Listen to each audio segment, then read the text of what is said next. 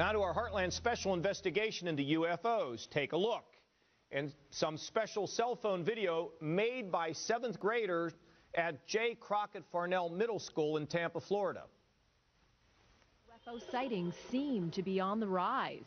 Here in America, the state of Arkansas was abuzz on January 18th when an Air Force colonel described lights not of this world and snapped pictures of his celestial experience.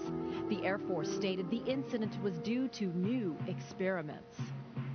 According to witnesses that same day, strange lights plagued the skies of the Carolinas, prompting several 911 calls.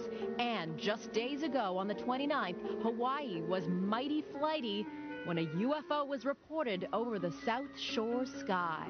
It appears these unexplained objects are creating more and more sensations since the reported sightings last year at O'Hare International Airport, which were explained as a weather phenomenon. But it seems the public still wants to know the truth. Do UFOs exist? You decide. For Heartland, I'm Janice Dean.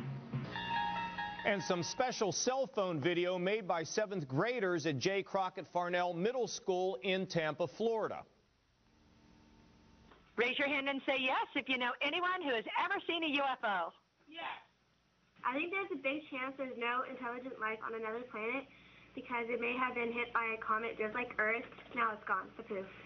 I totally disagree with her. I believe that there is life on a different planet because, well, we might not see it, but they might have taken a different path and had, like, better spacecraft than we do. Well, we never know. Nope. All right, joining us is scientist, author, and inventor Bill Nye, the science guy, and David Sarita, director of the documentary Dan Aykroyd Unplugged on UFOs. All right, hey, David, let me start with you. I mean, you can see even little kids are so fascinated by this. You know, a lot of people talk about it. You believe in UFOs. Why do you believe it in a nutshell? Well, just like these little kids, I was on my way home from elementary school in Berkeley in 1967-68. I noticed this crowd of people pointing up at the sky at a flying saucer. I mean, it's a silver metallic disc. And after a full 20 minutes, people were pounding on their neighbors' doors. I built model airplanes when I was a little kid. I knew it wasn't that. I knew it wasn't the Goodyear blimp. It's a flying saucer. It looked like the Enterprise from, Star Trek. And it just disappeared in a blink of an eye after 20 minutes. And after that sighting, I mean, my life changed. I started researching UFOs like crazy. Well, you're in this like crazy, David. I want you to tell us about this exclusive video of an alleged UFO sighting in Lake Erie. Tell us about this. Well, this is Michael E. Hill, who won the Stephen Vai Open Guitar Contest, and he's filming down at Lake Erie late at night. I mean, it's a quiet lake. I've been down there, and he's seen a lot of UFOs down there, so he started videotaping. In this particular sighting, you see these two UFOs with the spinning lights, and you can't tell if they're boats yet. You think maybe they're just boats on the lake. But one of them flies in from the left, hovers above one of them for a few moments, and then it takes off. And when he switches to night shot mode on his camera, you can see these things are hovering a clear 50 to 100 feet above the lake. So they're obviously, I mean, they're not helicopters. You don't hear helicopter blades. They're not Harrier jets because those things are noisier than hell. So what are they? And in fact, when we think about this, this is very close to all of the Great Lakes sightings and now the big sighting at O'Hare National Airport. Yeah, just recently. All right, David, hold on now because, we're seeing this video. All right, Bill Nye, you're the science guy. You got to be a little bit wacky to think that UFOs are down here and that, some people believe that folks have actually got on these ships. I mean, tell us, you're the science guy. Well, I'm very skeptical that those photographs or those videos were unidentified flying objects from other worlds. They're unidentified flying objects, but what we always say in the skeptical community, we encourage you to evaluate the quality of the evidence. Two fuzzy lights, shaking camera. In the United States, there are perhaps 10 billion digital photographs taken every week.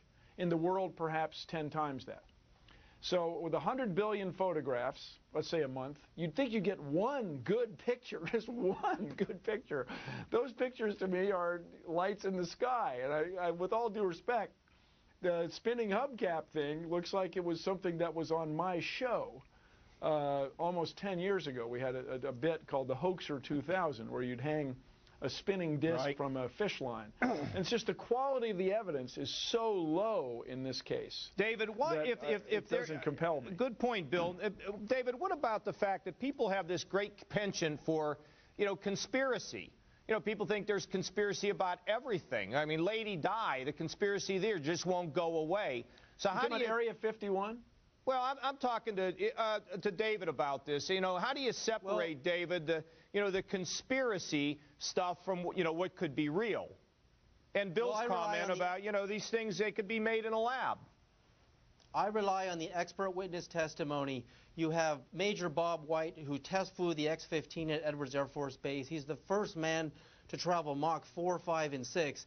And in Time magazine on July 27, 1962, he testified. He's going Mach 6, and right outside of his window is an unidentified flying object. It's gray. It's traveling Mach 6. Who else goes Mach 6? No, it's not a meteor. It's daytime. No, I mean, it's right next to him. It's right outside of his window. And then you look at Gordon Cooper in 1958 at Edwards Air Force Base, a national hero, an astronaut. He testified they filmed a UFO landing on the dry lake bed, puts out the little tripod gear, double lenticular, lens shape, with a little dome on the top, and then it flies away. This is Gordon Cooper. He develops the film. All right. They look at the film, and he says it's real, and he sends it to the Pentagon, never to be seen ever again. What do you say to the expert Bill, witnesses? what about, why don't they, my brother-in-law says, open Area 51. Let's look at the files. Oh, no. Area 51 is where we, the United States, build secret airplanes. If you want to have a good time, and I encourage all of your viewers sometime, visit the Air Force Museum in Dayton, Ohio. You can see the F-117, which was a classified fighter plane.